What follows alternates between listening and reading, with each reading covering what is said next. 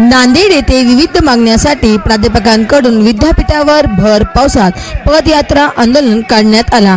Net set PhD डी-धारक संघर्ष समिती महाराष्ट्र राज्य यांच्या वतीने नांदेड येथील विद्यापीठावर केंद्र शासन व यूजीसीच्या निर्देशानुसार 100% प्राध्यापक भरती करण्यात यावी। केंद्र शासन व यूजीसीच्या निर्देशानुसार सीएचबी पद्धत कायम बंद करून समान काम समान वेतन देण्यात यावे।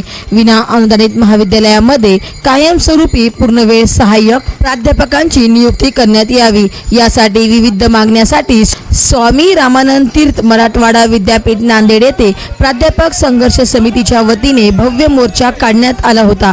भर पावसात या मोर्चामध्ये असंख्य प्राध्यापक सहभागी झाले होते। महाराष्ट्र वाईब न्यूज प्रतिनिधी सखाराम क्षीरसागर, नांदेड।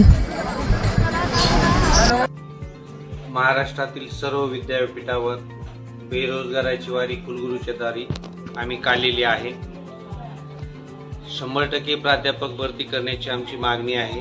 याचबरोबर सर्व महाराष्ट्रामध्ये पूर्ण भरती न करता त्यांच्या ठिकाणी सीएचबीवर काम करून घेतलं जात आहे।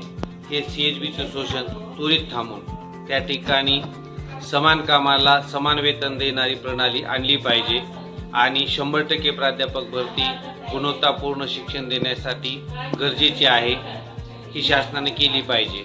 आमचा यासाठी कायदेशीर लढा न्यायालयात पण चालू आहे। शासनानं येत्या 8 दिवसामध्ये आमच्या मागण्या मान्य केल्या पाहिजेत, अन्यथा आम्ही आमचा लढा तीव्र करू।